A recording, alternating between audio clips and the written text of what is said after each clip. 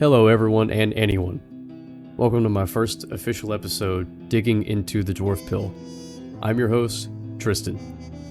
And if my voice sounds terrible or grates on your ears or anything like that, I apologize in advance. I'm getting over a recent cold, so just bear with me.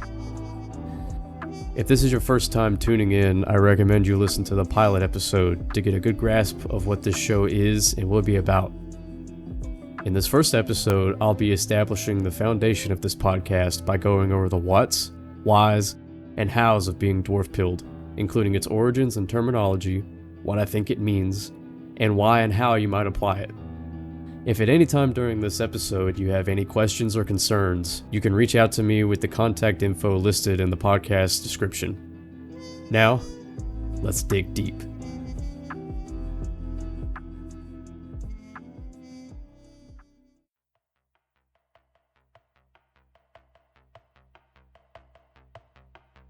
If you've been around on the internet for long, you've probably read or heard the term red-pilled or blue-pilled, or more recently different offshoots of the term like normie-pilled or bread-pilled, or the namesake of this podcast, dwarf-pilled. Urban Dictionary, and don't worry, I have other sources I use, I promise, has a definition for based and red-pilled by user Jim Goblin that reads, quote, "The red-pilled part of based and red-pilled is a reference to the movie series The Matrix, in which taking the blue pill means you stay in the Matrix, a false reality created by humans ourselves, and taking the red pill means choosing to get out of the Matrix and wake up into the real world," end quote. A website called Stay Hip, which has 2 P's and seems like a site meant for teachers to catch up with all the crazy stuff their kids talk about, says this, quote, "To be pilled means to be indoctrinated or to gain a new perspective," end quote. Essentially, taking a pill is accepting a different point of view. It's actually really interesting to look at different blank-pilled mindsets that people come up with online to describe themselves. Now, someone who openly expresses themselves no matter what others think would be called based. I could be wrong, but this can be used as an insult or compliment depending on the context. An example would be if I saw someone's post on Facebook about how women shouldn't vote or work, etc., I'd be thinking, damn, that's kind of based. But if someone was to go to every protest for women's rights that they could, despite people putting them down, well, that would be based as shit. On a side note, based used to mean you were addicted to a substance, but was reclaimed by rapper Lil B to mean being yourself despite judgment, which is where we are today. So where does the idea of dwarf-pill come from exactly, and how do we arrive to where we are now? I think a good place to start is the origins of dwarves as we know them today, when fairy tales were used to explain phenomena instead of rationale and science. Relatives of the word dwarf have existed since the Proto-Germanic language was spoken in northwestern Europe, about 500 BC. The first literary mention of dwarves as far as I can tell is in a book called the Poetic Edda, which is a collection of Old Norse songs and poems composed by multiple authors sometime before the year 985. These poems are themselves stories passed down through generations that had finally been written down, so it's nearly impossible to really tell when the concept of dwarves originated. The Journal of Medieval Norse Studies suggests that the earliest form of dwarves was more like a spirit or ghostly being that caused disease. The Eddic stories seem to disregard this, or maybe had moved past this belief at the time they were written. In the Eddas, dwarves are normally side characters that reside in Alfheim, and are also known as dark elves, possibly hinting to the idea that they spend all their time in dark smithies, or their other trait of living in rocks. Dwarves in the Eddas generally have a human-like form, but are only perceived as small if it is mentioned directly. Notable dwarves from Norse myth are Nordri, Suthri, Austri, and Vestri, which should all sound familiar as they are cognates of North, South, East, and West.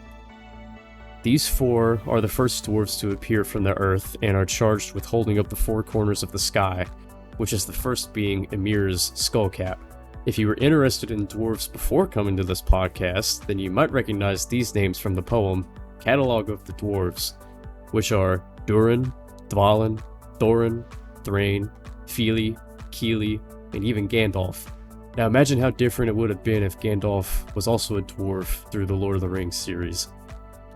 Dwarves seem to make great supporting characters according to their usage in literary history. Stories from sagas and Germanic hero legends often feature a dwarf side character or villains such as the Sons of Ivaldi, who crafted the famous special items of the Norse gods like Mjolnir and Sif's hair. Or Fjalar and Galar, the brothers that murdered the lesser-known god Kvasir and make the meat of poetry.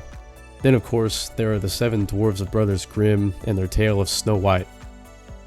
No matter how they appear, they all share common traits. Crafters who have perfected their skills, the average working Joes, and flawed beings such as us. Later on in literary history, a soldier named John Tolkien would create one of the most impactful stories during World War I from a hole in the ground.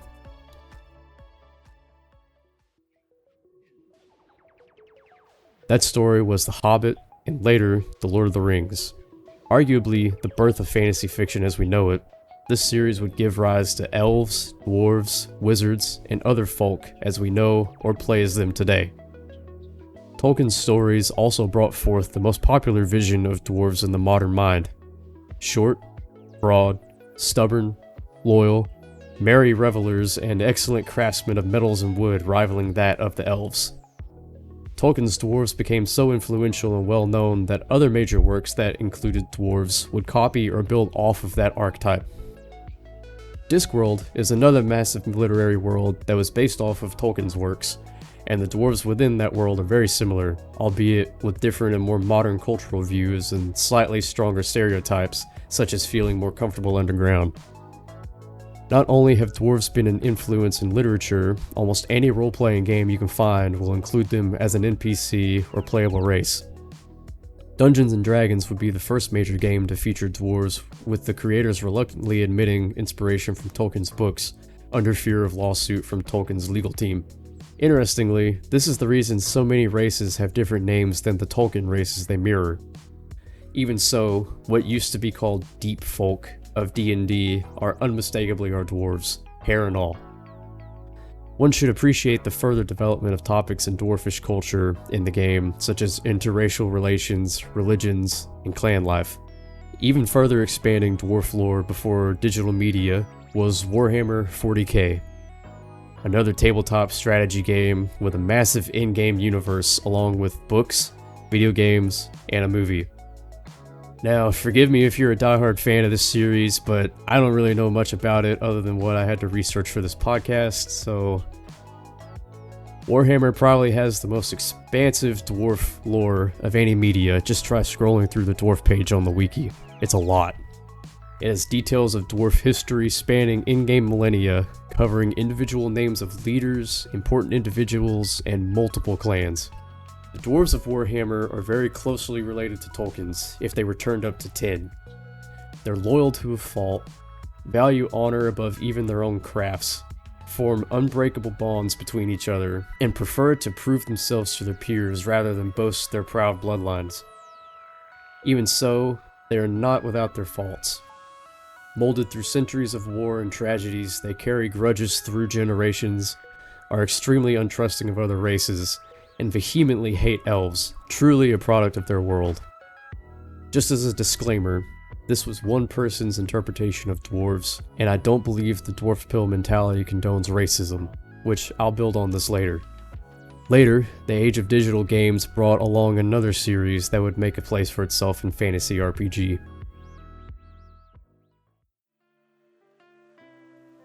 The Elder Scrolls is a series as expansive and flavored as D&D, with several races, deities, and locations, all with extensive backgrounds and histories. However, there are no traditional dwarves to be found. The quote-unquote dwarves are called Dwemer, who are elves that lived underground and share only the ability to craft marvels of technology with our traditional dwarves. Any other similarity has been lost in the creation of the games. Another prominent game to feature dwarves is Dragon Age. This is also a game that I don't have very much experience with, except what my wife has told me about it and one of our friends. Must be a good game series because they keep insisting I play it. It's another fantasy-based game with basic races shared with other game universities, albeit with darker themes and histories. The dwarves are no different. They are a tenacious but dwindling race made increasingly infertile by Darkspawn, the antagonist of the game, that live in a hierarchical and closed-off society and are low in numbers due to recurring wars as well. They are known for their innovations in trade and clockwork technology, much like the Dwemer of Skyrim. Dwarves of Dragon Age are unable to use magic and therefore cannot join a dream world known as the Fade, which is something that every other race experiences. Their advancement in technology and sturdiness of their race may be credited to the inability to use magic, since they've been able to focus their lives on developing themselves physically and technologically. This isn't to say they are without faith, however. The game's wiki explains that dwarves promote a philosophy of self-excellence and revere the stone around them.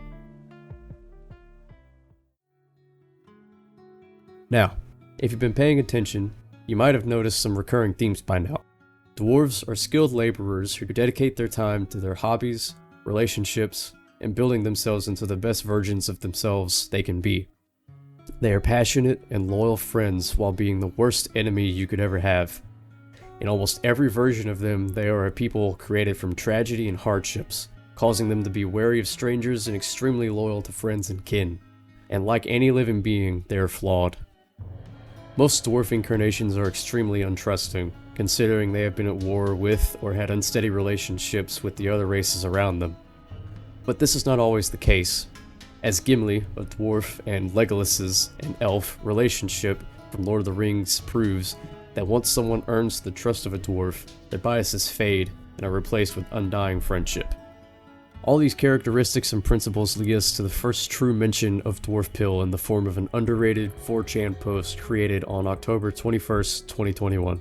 The post was then made even more famous by YouTube voice actor Dreadanon, whose video was the inspiration for this series. I highly suggest, if you haven't, to listen to my pilot or watch Dreadanon's video on YouTube called Take the Dwarfpill if you're unfamiliar with this post. So after all this, what is the Dwarfpill? If you haven't listened to my pilot episode or seen the post yet, I'll sum it up for you. If you have self-confidence issues or need to get your life back on track, don't subscribe to red-pilled rhetoric. Embrace the Dwarfpill instead. Create your own aesthetic and emphasize what makes you you. Adopt a jolly disposition and treat every meal like a feast. Be outspoken and defend your opinions as well as your friends. Treat your body like it's the only one you have by becoming more active, and your mental health just the same. Develop an interest in hobbies that create a sense of fulfillment. Become proactive and self-sufficient, all this with an end goal of ultimate happiness. The post is a perfect foundation for being Dwarfpill. More specifically, it says to accept your natural hair growth and don't be afraid to grow it however you want or style it however you like. Even to grow a skullet if you're balding. They then exaggerate by saying to take minoxidil and really letting it go wild. Focus on your physique by balancing your fat and muscle for a healthy and sturdy body. It uses being based as a constant underlying theme with lessons like being unapologetically yourself, refusing to be superficial, and carrying yourself with confidence. Take initiative with every aspect of your life, including your career path and getting yourself out of your comfort zone. Engage in activities that bring you joy or add value to your life and others. This can mean a lot of things to different people. If it makes you happy, doesn't harm yourself or others, and improves your quality of life, whatever that means for you, then that is meaningful. There's also much we can draw from dwarves and media to add to our foundation. Some tend to be distrusting of outsiders due to a shaky history with other races. While making judgment based off of race or any other superficial factor is unhealthy, we can apply the idea of being wary of others in a healthier way. We can be careful of who we build personal relationships on and give our loyalty to. It shouldn't be something determined by superficial factors, but by other people's characters. This brings us to another principle about holding personal relationships to friends, family, and partners in high regard. As seen with previous examples, dwarves form extremely tight bonds with those they deem worthy of it. In The Hobbit, Thorin, another dwarf, is cold and untrusting of Bilbo, the Hobbit, at the start of their journey. It is not until he proves himself as capable and that he genuinely cares for Thorin's success that Thorin embraces him literally and figuratively as a close ally and fellow party member. Of course, this is an extreme example. Not everyone has to risk their life for you to be worthy of your friendship. Family and clan connections are nearly unbreakable unless done so by a dwarf himself. Going back to Thorin, his people were decimated and ran out of their ancestral home by a dragon. Realizing he had a sort of responsibility to his clan and lineage of kings, he worked and sacrificed every minute of his days building a place for his clan to call their own. On the other hand, in Dragon Age Origins, the castless dwarf character that you can choose to play as is in a very rough situation with their family. Others around them are treated like garbage by the higher class dwarves, despite the race being in a decline and currently at war. Once given the option, you can leave everything you've known behind with the knowledge that what awaits you is better than being treated horribly by your own kin, as well as explore new avenues for your life to be the best you can be. Constant self-improvement is another prominent theme in dwarf culture. As I stated before, dwarves of Dragon Age have a philosophy surrounding self-excellence. Nearly all incarnations of dwarves present a culture based around the perfection of one's craft and other skills. Having the tools to improve yourself but refusing to do so would be looked down on, as well as be self-destructive. Emotional and mental strength are included in this philosophy as well. Rather than be the unfazed, stoic archetype of most traditionally masculine cultures, dwarves are often shown laughing, hugging, sharing sadness and anger with friends and each other, and even having open discourse among themselves. I plan to explore these and other principles in designated episodes in the future. So by now we should have a good groundwork for what it means to be Dwarfpill, and how the characteristics are rooted in multiple forms of media throughout history. Loving friends and family, loving life, and above all being yourself are some of the major tenets of Dwarfpill. In my opinion, these concepts can be applied by anyone to live a more fulfilling life. If you have any questions, feedback, concerns, or would like to be a guest in a future episode, you can reach out to me at demopirate@gmail.com, my Discord @axehandle, or my Twitter by the same name. I'll also be uploading this episode to my YouTube like I did my pilot, which you can comment there as well. Well, that'll be all for now. Until next time, live your life.